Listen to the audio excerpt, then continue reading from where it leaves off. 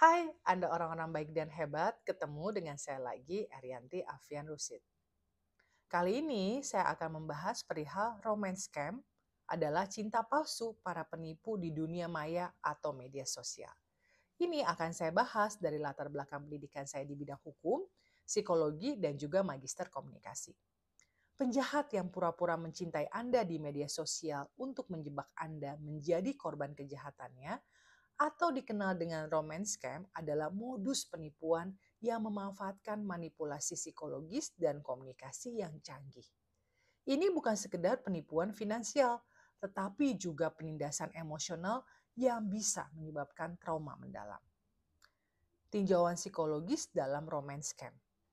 Penjahat romance scam sangat mahir dalam membaca dan memanipulasi emosi serta kebutuhan psikologis korbannya. Mereka menargetkan individu yang mungkin rentan, seperti mereka yang kesepian, baru putus cinta, atau mencari koneksi emosional yang dalam. Berikut adalah beberapa aspek psikologis yang dimanfaatkan, seperti pencarian koneksi dan validasi emosional. Manusia memiliki kebutuhan dasar untuk dicintai, dihargai, dan memiliki koneksi intim. Penipu memanfaatkan ini dengan memberikan perhatian penuh, pujian yang berlebihan, dan pernyataan cinta yang intens dalam waktu singkat, dikenal dengan love bombing. Ini menciptakan ilusi hubungan yang kuat dan eksklusif, membuat korban merasa istimewa dan dicintai. Selanjutnya, pembentukan ikatan trauma atau trauma bonding. Meskipun tidak selalu disengaja, pola hubungan yang diciptakan oleh penipu bisa menyerupai ikatan trauma. Penipu akan menciptakan siklus di mana mereka memberikan kasih sayang intens. Disebutnya fase bulan madu, kemudian menciptakan krisis atau masalah, dikenal dengan fase drama atau kebutuhan yang membutuhkan bantuan finansial atau emosional dari korban. Diikuti dengan janji-janji manis setelah masalah teratasi. Siklus ini membuat ketergantungan emosional korban. Selanjutnya terjadi juga manipulasi kognitif, selanjutnya gaslighting. Untuk gaslighting, penipu ini bisa membuat korban meragukan intuisi atau realitas mereka sendiri dengan menyangkal kebohongan atau memutarbalikkan fakta. Misalnya, jika korban mulai curiga, penipu akan menuduh korban tidak percaya atau tidak mencintai mereka. Adanya ketersediaan kognitif atau cognitive ability, yakni dengan membanjiri korban dengan pesan, panggilan, dan cinta. Tanda kutip ya cintanya, penipu mengisi ruang mental korban. Ini membuat korban terus-menerus memikirkan penipu dan hubungan tersebut, mengurangi kapasitas mereka untuk berpikir kritis dan rasional. Selanjutnya, prinsip kelangkaan dan urgensi. Penipu seringkali menciptakan skenario darurat yang mendesak seperti saya harus segera membayar operasi, jika tidak saya akan mati. Untuk memicu respon cepat dari korban tanpa banyak pertimbangan. Selanjutnya ada eksploitasi empati dan altruisme. Penipu sering menciptakan kisah-kisah sedih tentang kesulitan hidup, terdapat penyakit, atau masalah keluarga yang membuat mereka membutuhkan kebutuhan finansial. Mereka tahu bahwa orang cenderung ingin membantu orang yang mereka sayangi, terutama dalam kesulitan. Kemudian ada penguatan positif intermittent. Jadi penipu tidak selalu meminta uang. Mereka akan menyelingi permintaan dengan periode di mana mereka hanya mencurahkan kisah sayang, menjaga harapan korban tetap hidup, dan memperkuat ide bahwa hubungan ini nyata dan berharga. Isolasi sosial.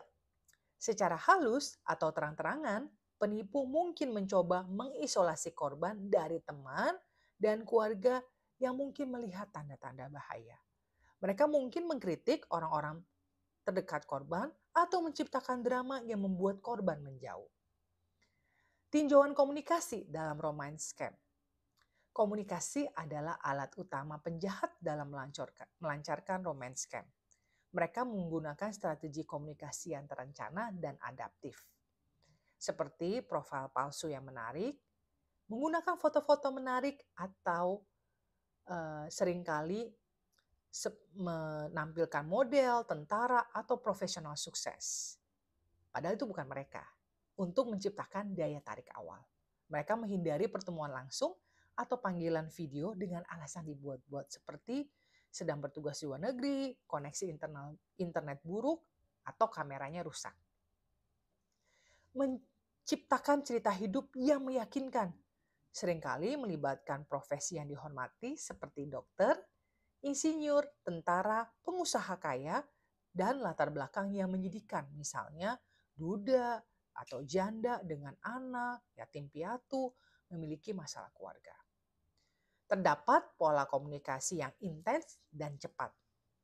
Adanya love bombing, jadi mengirim pesan dan panggilan yang tak henti-hentinya, menyatakan cinta abadi dan membuat rencana masa depan yang fantastis dalam hitungan hari atau minggu.